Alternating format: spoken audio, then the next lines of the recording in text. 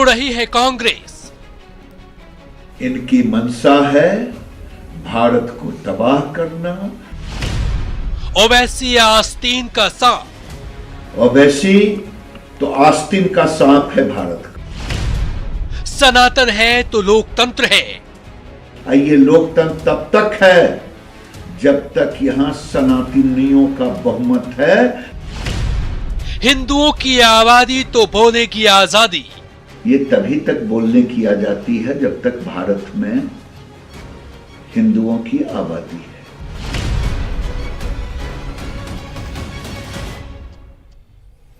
उधर नागरिकता कानून और एनपीआर पर विवाद के बीच केंद्रीय मंत्री गिरिराज सिंह ने विपक्षी दलों पर जमकर हमला बोला है। न्यूज 18 से खास बातचीत में उन्होंने कई बड़ी बातें कही हैं। उन्होंने कांग्रेस पर मुगलों और अंग्रेजों को छूटे काम को आगे बढ़ाने का आरोप लगाया।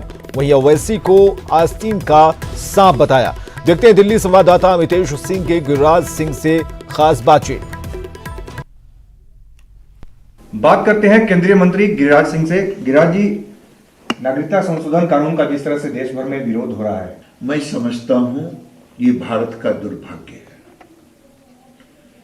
जो लोग चिल्ला रहे हैं वो केवल ये बता दे, जो लोग आंसू बहा रहे हैं, चाहे ओवैसी हो, सोनिया गांधी हो, राहुल हो, कम्युनिस्ट हो, ममता हो, अरविंद केजरीवाल हो, जितने लोग टुकड़े टुकड़े गैंग हैं, क्या पाकिस्तान में आइडेंटिटी कार्ड नहीं है? क्या बांग्लादेश में नहीं है? क्या दुनिया के किसी देश में नहीं है? क्या जब कोई आदमी राशन से लेकर के वोटर बनवाने तो हर चीज में जरूरत पड़ता है कि नहीं? राशन कार्ड के लिए जरूरी है, आयुष्मान भारत के लिए जरूरी है, सब जानता है। लेकिन इनकी मंशा है भारत को तबाह करना, भारत को कमजोर करना, भारत को तोड़ देना। मुझे तो लगता है जो काम मुगलों से छूट गया था, जो काम अंग्रेजों से छूट गया था, वो आज कांग्रेस के नेतृत्व में हो रहा है कि मिटा दो भारत को। मैं तो यही समझता हूं। आप सीधे कांग्रेस के ऊपर, तमाम विपक्ष के ऊपर आरोप लगा रहे हैं, तो आपको ये नहीं लगता एक तरह से देशद्रोही कर रहे हैं आप विपक्ष को? शब्द भले ही आपके ना हो, लेकिन बात आप वही कर रहे हैं कि मुगलों से तुलना कर रहे हैं विपक्ष की। और क्या भारत की पहचान, भारत को धर्मशाला क्या? जिस समय बंटवारा हुआ था, एक नहीं, गांधी जी ने कहा कि जो हिंदू वहां रह गए, सिख रह गए, उनको अगर तकलीफ है वो आ जाए। नेहरू ने लियाकत अली खान के साथ जो समझौता किया उसमें है। देश के तमाम 10 लोगों का, मैं कांग्रेस के रीजन का बताऊंगा, विदेश मंत्री का, स्वर्ण सिंह ने कहा था कि हां वहां उत्पीड़न है। 5 मंत्रियों ने कहा, और तो और छोड़ दीजिए, देश में लोहिया ने भी संसद के अंदर कहा था। छोड़ दीजिए, महात्मा गांधी प्रार्थना सभा में भी कहा था।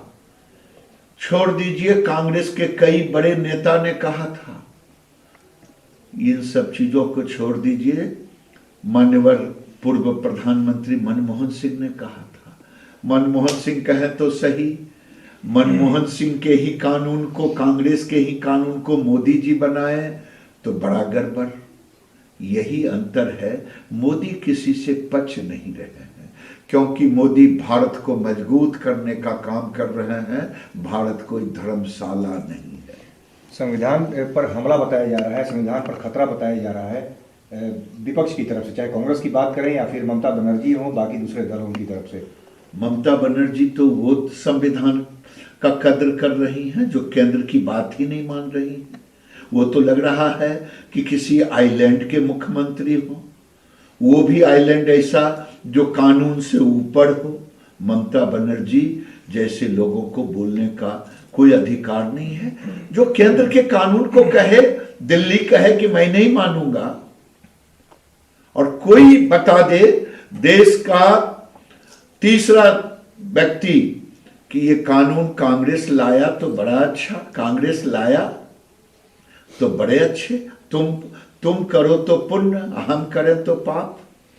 एनपीआर और एनआरसी दोनों की अगर बात कही जा रही है कि दोनों अलग अलग हैं, तमाम चीजें समझाई गई, गृह मंत्री ने भी इस बारे में बोला, लेकिन ओवैसी की तरफ से जो असदुद्दीन ओवैसी हैं उनकी तरफ से साफ साफ कहा गया है कि दोनों में कोई अंतर नहीं है, एक तरह से दोनों को जोड़ करके देखने की बात हो रही है।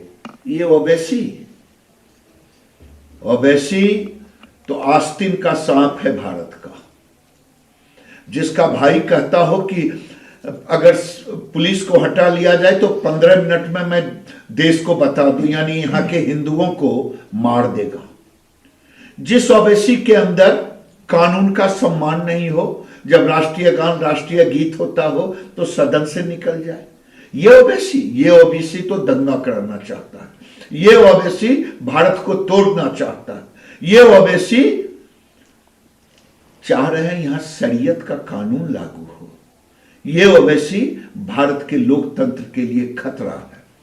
आप कह रहे हैं ओवैसी भारत के लोकतंत्र के लिए खतरा है। उनकी तरफ से यूपी में आरोप लगाया गया है कि जिस तरह से वहां पर पुलिस की गोली से जो कई वहां पर लोग मरे हैं, जो कि प्रदर्शन के दौरान जिस तरह की बातें आ रही हैं, उनकी तरफ से कहा जा रहा है इसकी जांच होनी चाहिए और ये एक तरह से जानबूझ करके ऐसा किया गया है।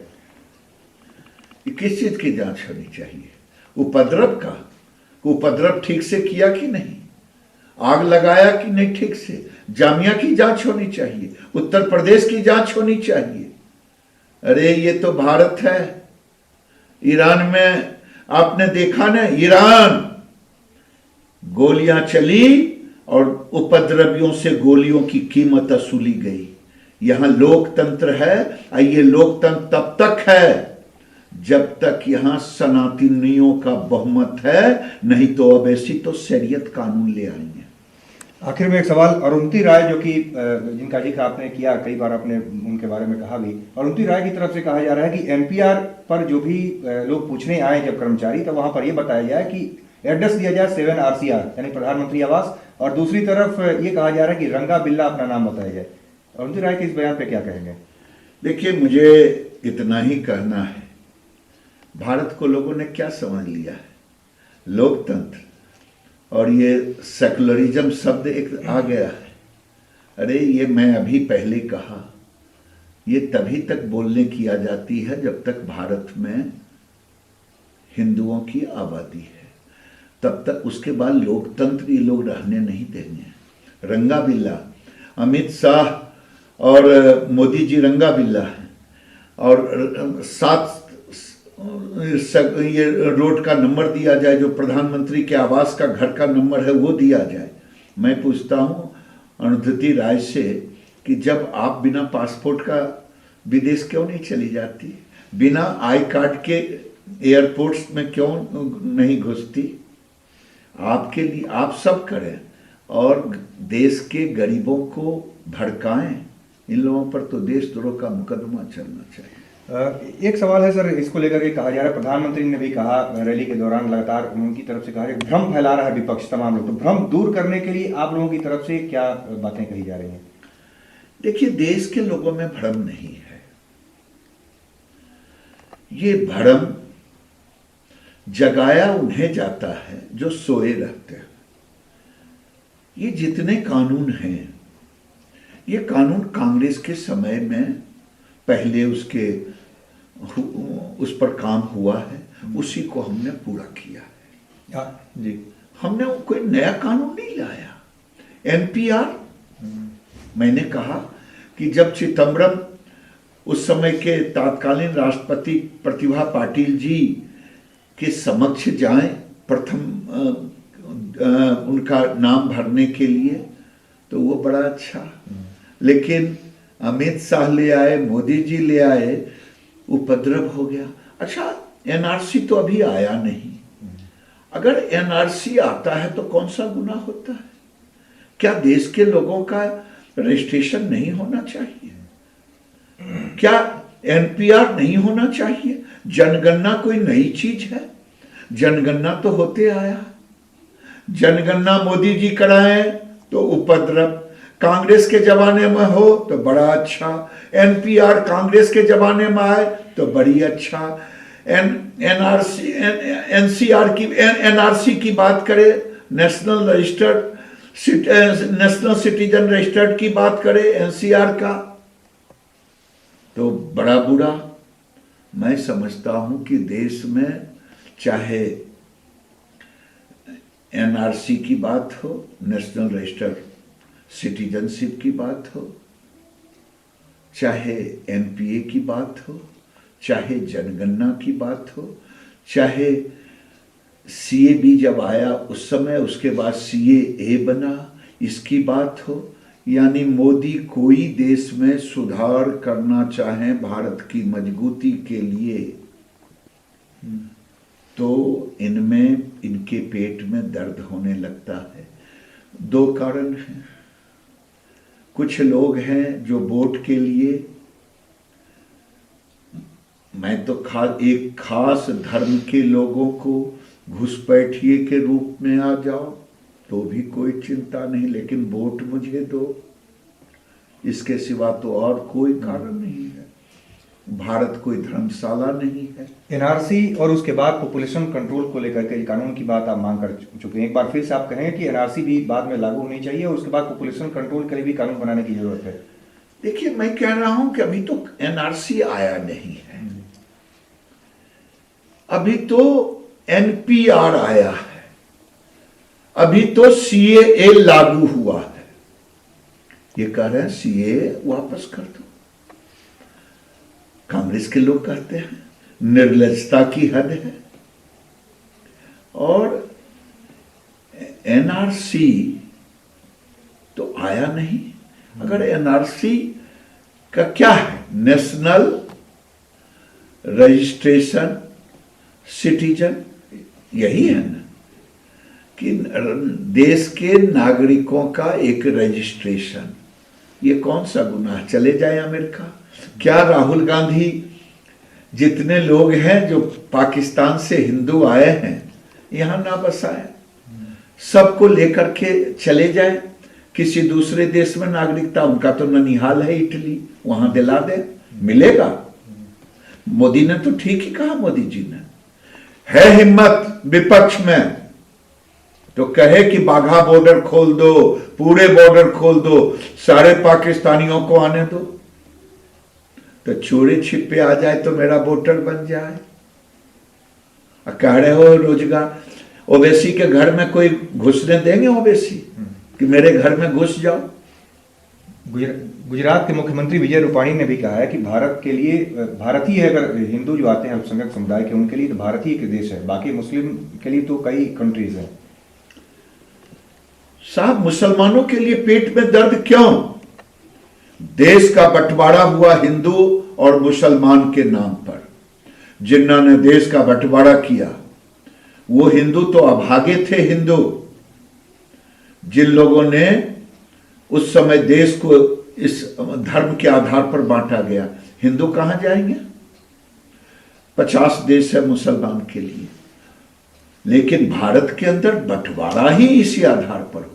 उनको जहां जाना हो जाना हो। और भारत फिर आए क्यों? जब बंटवारा हो गया उस समय भी वो अभागे थे जो वहां रह गए, जिनकी बेटियों को उठा लिया गया, दिन दहाड़े उठ रहा है। मैंने एक वीडियो भी डाला था।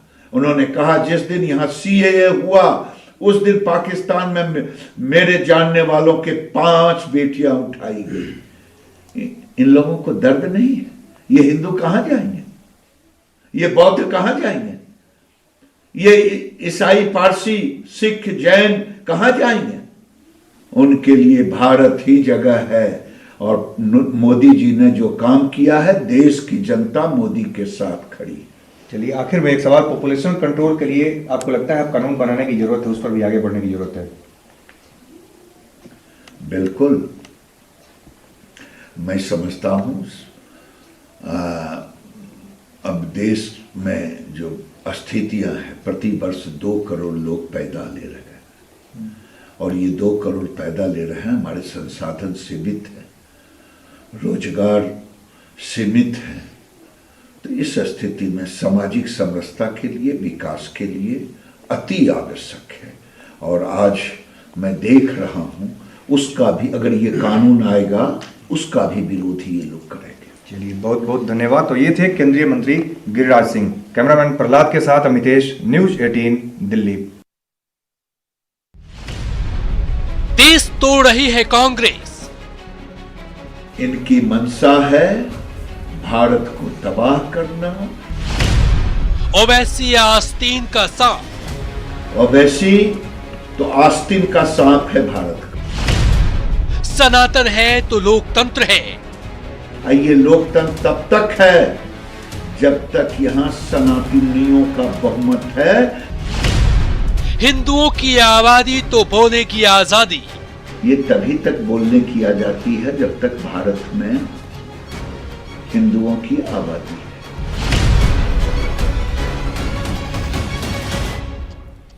झारखंड में रविवार को हेमंत सोरेन सीएम पद की शपथ लेंगे। न्यूज 18 को सूत्रों से मिली जानकारी के मुताबिक 29 दिसंबर को शपथ ग्रहण सांकेतिक होगा।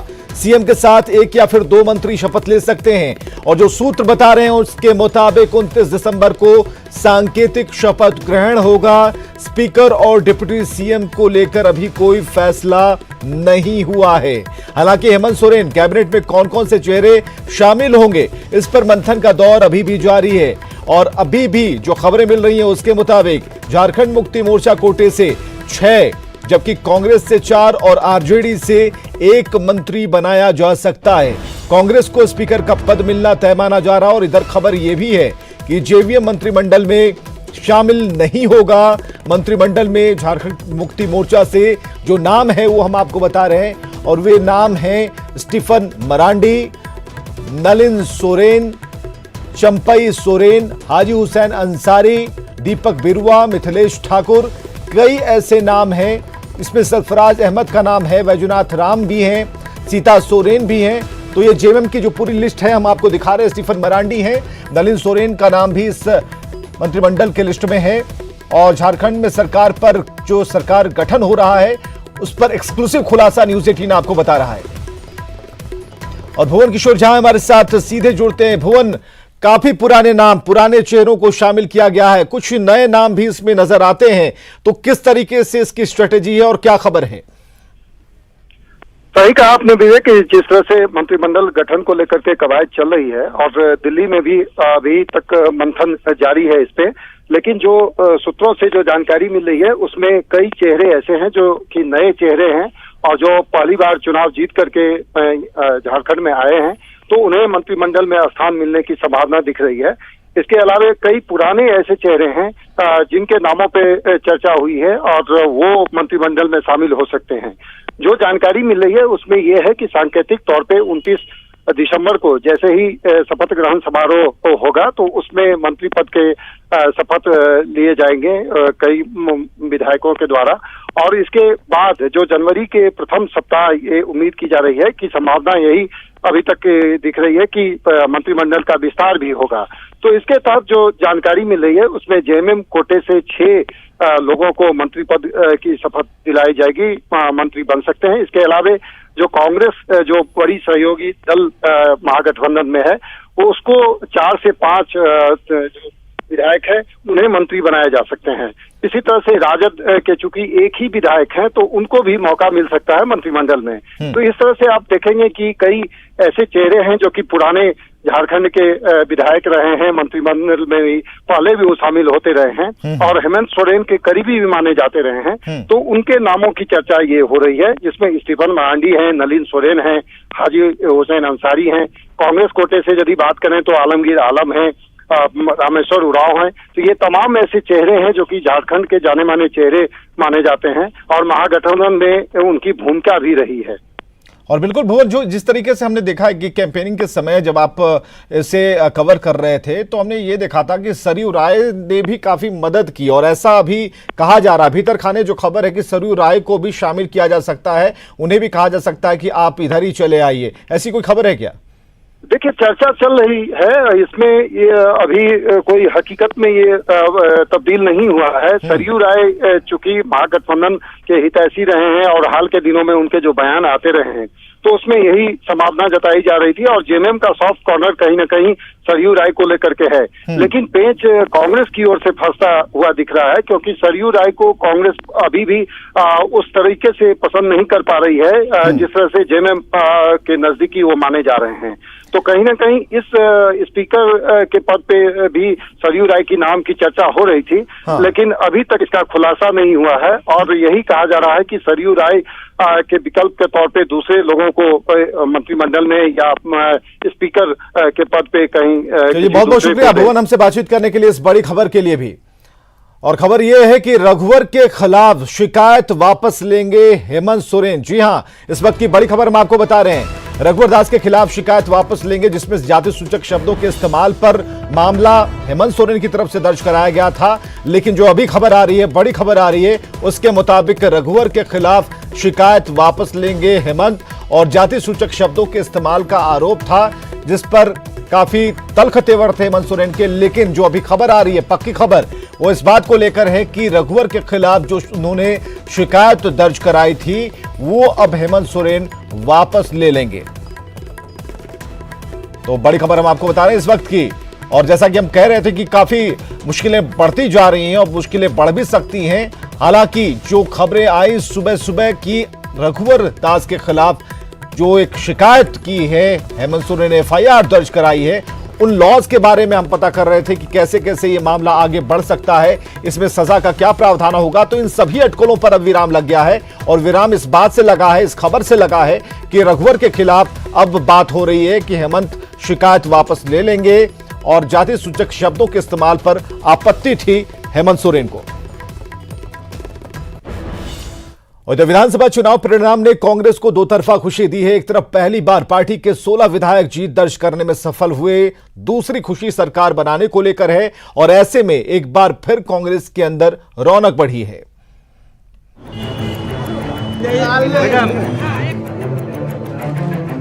कार्यकर्ताओं और नेताओं से भरे कांग्रेस भवन की रौनक देखते ही बन रही है। विधानसभा चुनाव परिणाम आने के बाद प्रदेश कांग्रेस भवन में चहल पहल है। नवनिर्वाचित विधायक कार्यालय पहुंच रहे हैं, लोग एक दूसरे को बधाई दे रहे हैं। परिणाम ने कांग्रेस को एक साथ दो खुशी दी है, पहली बार 16 विधायक चुनकर आने की, तो वहीं सरकार में शामिल होने की। 2014 में मात्र 6 सीटें पार्टी को मिली थी, लेकिन इस बार के प्रबंधन से पार्टी के नेता खुश हैं। लगातार हम लोग 5 वर्षों तक जनता के लिए संघर्ष करते रहे, तमाम वो कार्यकर्ता दिखाई दे रहे हैं आज कांग्रेस भवन में, जिन्होंने लगातार शिद्दत के साथ जनता के जो मुद्दे थे उस पर लड़ाई लड़ते रहे। 19 वर्षों में पहली बार सबसे ज्यादा सीटें लाने के पीछे कई कारण हैं, जिसमें बीजेपी आजसू गठबंधन का ना होना भी शामिल है। अधिकांश सीटों पर बीजेपी और आजसू ने एक दूसरे के वोट काटे, जिसका लाभ कांग्रेस प्रत्याशी को मिला। लोकसभा चुनाव के समय विधानसभा चुनाव को लेकर गठबंधन बनना भी फायदेमंद रहा। चूंकि ये चुनाव के बाद जिस तरह से परिणाम आए हैं, निश्चित तौर पर हमारे कांग्रेसी कार्यकर्ताओं के बीच काफी उत्साह है। चूंकि पहली बार झारखंड में हम लोगों की इतने संख्या में कांग्रेस पार्टी के विधायक जीत करके आए हैं। लोगों को कम से कम गठबंधन के साथ कांग्रेस को देख करके लोगों को एक झारखंड का जो सपना था, उस सपना को साकार होते देखा है। तो निश्चित तौर से गठबंधन की सरकार उस सपना को साकार करेगी। जो विश्वास दिखा है उसका परिणाम है जो कांग्रेस भवन गुलजार। जी जी जी जी। लगातार कई चुनावों में हार का सामना कर रही कांग्रेस के लिए विधानसभा का चुनाव परिणाम किसी संजीवनी से कम नहीं है। ऐसे में जश्न में डूबे इन कांग्रेसियों में उत्साह होना लाजिमी है, क्योंकि अब इनके पास सत्ता की धमक भी साथ होगी। लेकिन देखना है कि सत्ता में आने के बाद पार्टी क्या खास करती है, जिससे जनाधार को बढ़ाया जा सके। रांची से न्यूज़ 18 के लिए भुवन किशोर झा की रिपोर्ट।